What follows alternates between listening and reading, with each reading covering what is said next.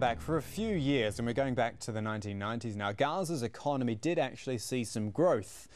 These days, though, growth is pretty much a dream. Instead, it's all about basic survival, lifting the siege, rebuilding infrastructure destroyed by the Israeli army during last month's war. And because it's about those most basic of necessities, even Hamas finds itself in a quandary. If the task of providing basic food and shelter becomes too big in Gaza, Hamas is bound to lose popularity and support from within. Could it lead to possible rebellion? If it succeeds, though, in lifting the siege and opening the borders, Hamas would call it a victory, and support for the group could well grow. So it seems pushing through a deal sooner rather than later is in everyone's interests, not just the Israeli politicians currently in electoral mode. So let's talk more about some possible scenarios for the future in Gaza and for Hamas with our guests. In London still is Azam Tamimi, and in Cairo is Khalil Al-Anani. And joining us for this half from Washington DC is Mark Perry. He is a foreign affairs analyst and writer, director of the Conflicts Forum. Gentlemen, thank you for staying with us. Mr. Perry, thanks for joining us. I'll come to you first and actually just bring up an idea which we were discussing in the first half, sort of looking at this through the prism, the truce through the prism of the Israeli elections. Do you believe the truce can survive the electoral process, i.e. if Likud were to become the next governing party in Israel? Well, I think it could survive, but it depends on the position, frankly, of the United States and the international community. The elephant in the room here is pressure on Israel from the United States and Europe, and not on Hamas, and that is pressure on Israel to uphold the truce once it's negotiated and agreed to, and pressure on Israel to move, if ever so slightly, towards a new peace process. And I think that we're going to see the litmus test in the next 2 or 3 weeks ahead of whether this U.S. pressure is forthcoming on the new prime minister or not. So it's all about, well, not all about, but you're saying that this deal could almost hinge on what the U.S. does, because we obviously focus a lot on Egypt as being the major play here, and obviously the Israelis and Hamas. You're saying the U.S. has got a very big role to play here?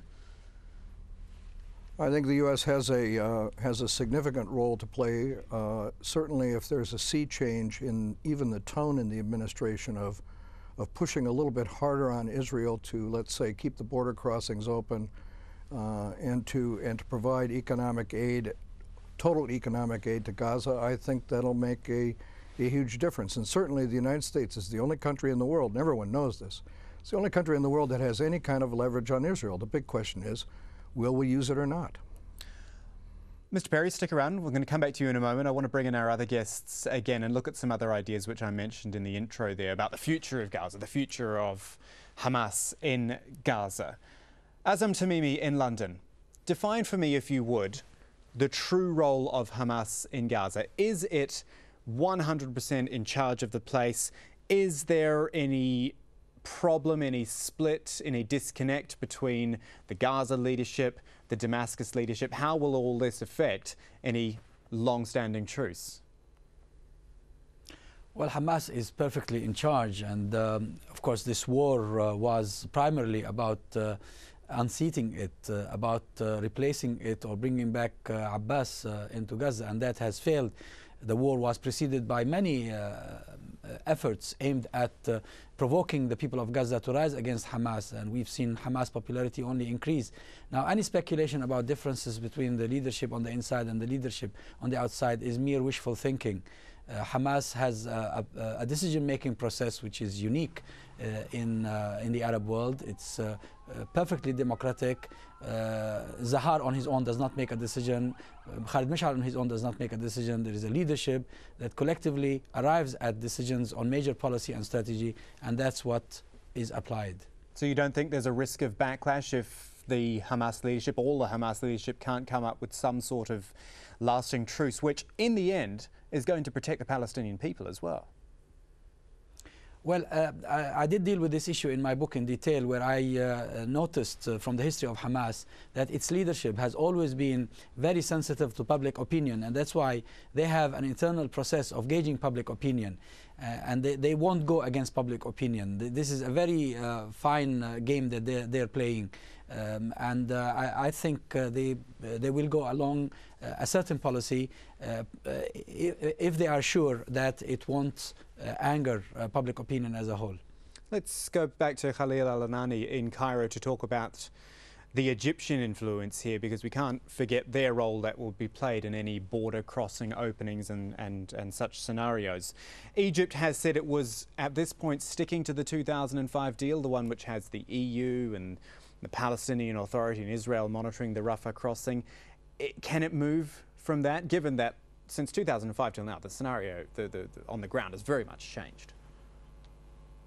I don't think so. I think the Egyptian situation is very clear here. Egypt trying to swap by playing a vital role between Israel and Hamas to keep ceasefire and to reach to some kind of truce accord between them by giving the opportunity for the EU to come back to monitor the border, the Rafah border between Egypt and Gaza. I don't think that Egypt will go back in this situation.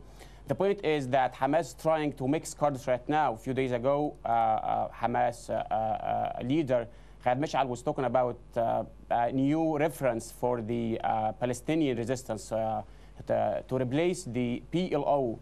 I think the main rule for Egypt right now to make some kind of reconciliation between Fatah and Hamas and in general among the Palestinian factions. I think there is different goals from this kind of reconciliation. First, to establish unit government. Second, to rebuild the security bodies in the Palestinian territories. And third, to activate the PLO. The Egyptian situation actually here is very critical, and I don't think that any kind of gains for Hamas will be achieved without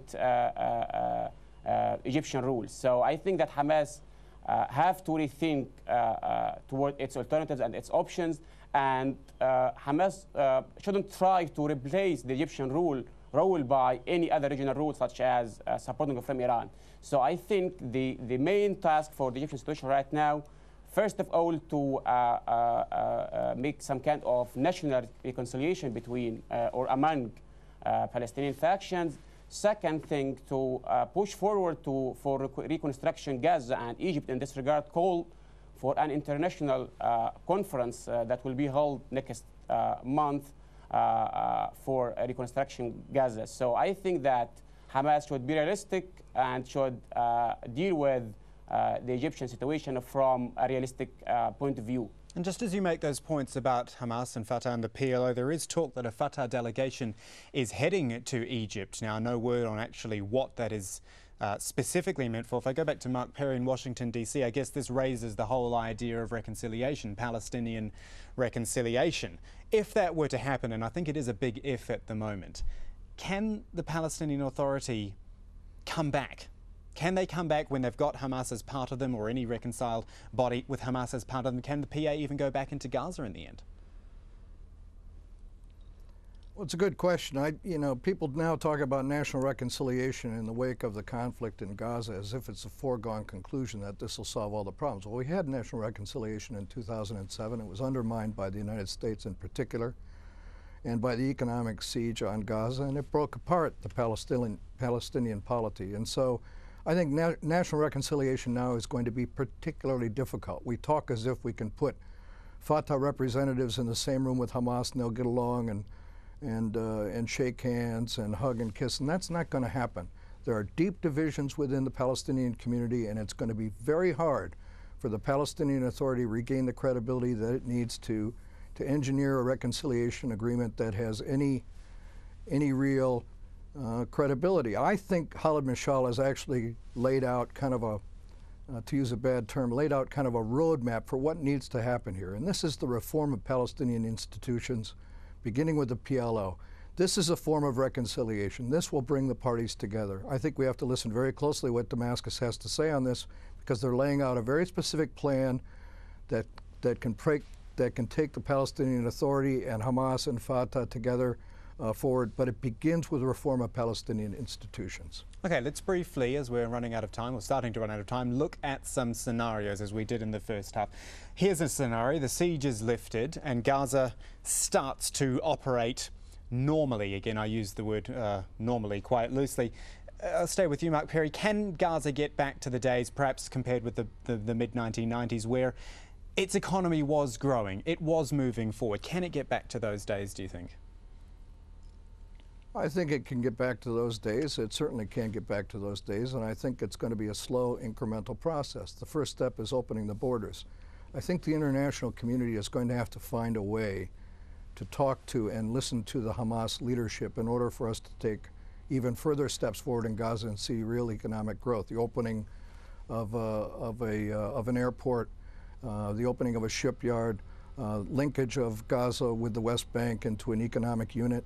In order for all of that to happen, in order for economic growth to happen, there has to be political reconciliation, and the United States and its European partners have got to find a way to talk to the Hamas leadership. That's the only way forward. Azam Tamimi, can all of those things which Mark Perry just said there, can they happen as long as Hamas is around and still exerting a lot of influence in Gaza? Well, they can work better under Hamas because there's no corruption, and the PLO and Fatah have proven to be so corrupt. But the economy should be should be one of the outcomes and not the objective. It's not the objective to have a prosperous economic entity.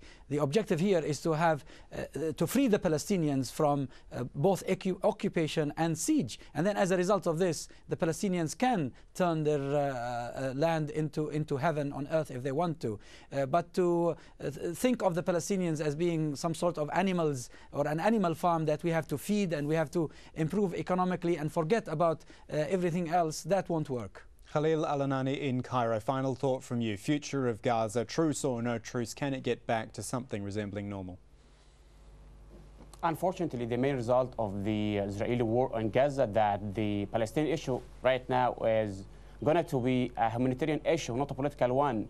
And this is one of the mistakes that Hamas did actually during the last 2 years, that people right now are not talking about the basic rights of Palestinians, such as the refugees' rights and establishing the Palestinian independent states. People are talking now talking about giving medicine and bread to Palestinians. So I think that the situation in Gaza in the upcoming few months will not be better more than what we used to have in the last 2 years. So I think that the only option right now to push for a national reconciliation among different Palestinian factions, and for Hamas to be more realistic in its options, alternatives, and to be more transparent and to cooperate with Hamas. But without this, I don't think that the situation will be better in the future.